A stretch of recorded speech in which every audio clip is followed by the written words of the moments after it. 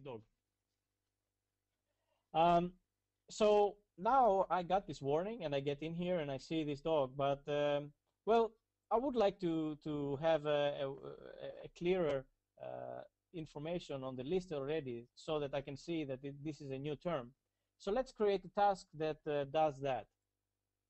We will go back to our workflow, and what we do is that, let's say that we want to make it orange.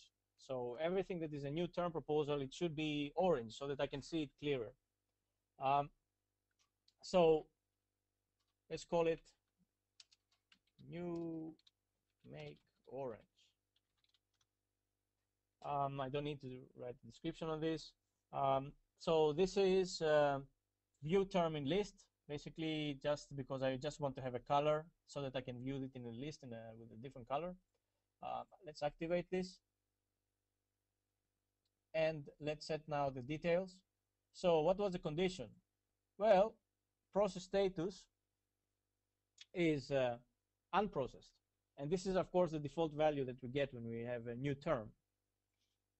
And what do we want with this? Well, I want you, or we wanted to make it the field. We want to make it orange. Let's make this orange. And I also selected the term. Okay. So when process status is unprocessed, make the term style orange.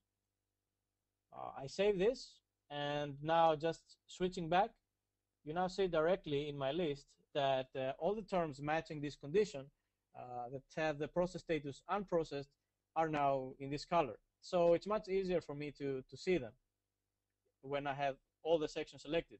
Of course, another way that I can do is I just go into the suggestion section, and I can also see here these terms that are matching with this process status. All right, let's say that I'm happy with that, and I just want now to go and start translating this. Now I am an administrator, so what I do is I edit the term, and I just change the status. Let's say that I've checked everything, it looks fine, and this is something that we should have, and let's go for translation. Now, this status is very important to notice here. This is not fixed values. This is something that this, for instance, this to be translated is something, it's my own value. I created it and I put it myself. So nothing is fixed. This is very important, and this is a difference with this workflow, that everything is based on your own values, the ones that you use, and we create, this flow for your own company. Let's say to be translated here, and then the only thing that I do is I save. Okay. Now this will trigger another email and so on, but we don't need to wait for this. You can take my word for it that another group will be notified, and what will happen is that we have this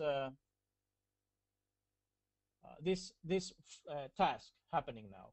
So the status is to be translated, send an email to translators. So every translator will receive an email. And now let's say that I am the French translator. I'm logging in here as a translator French. I can have access to a bit more dictionaries. This is, again, everything is up to us to define. Nothing is static here. I will go to this dog. Normally, I would have the link again in my email, and I would just jump right to it.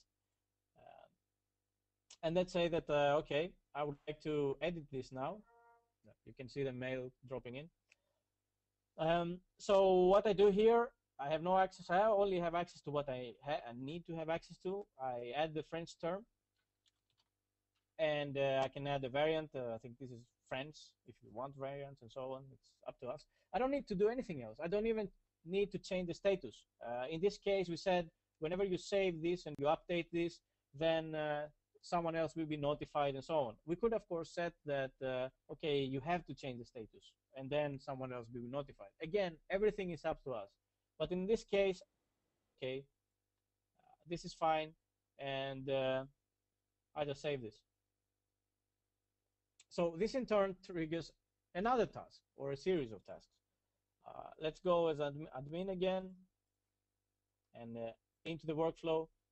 And what it will do now is it will signal a new term. So what we have now is, so when the section is suggestions, we have it there, and the language is French, signal now the French SME that will go in and check that this French translation is good. So this is the validation time.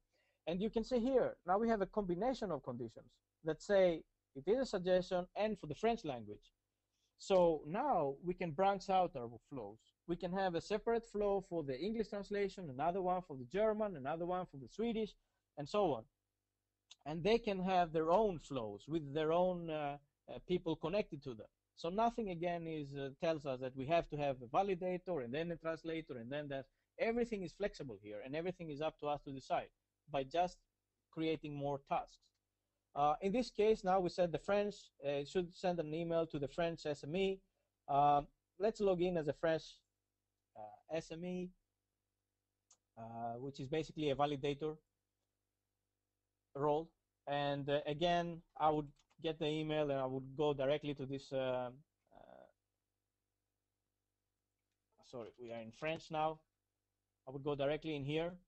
I see the history again. I see the proposer, the administrator, the translator, everything. I see exactly when it happened. So I have a pretty good control of what is happening here. And then I just edit here, and I have access to more, as you can see here. So at the same time, please note that I cannot edit the English language. Because I am French SME, I can only edit the French. So this language is locked, if you remember, if you recall this lock language functionality that we had. So I can only edit my French, and you know, I can say, okay, it's fine. It's finalized or whatever. It's up to us to decide.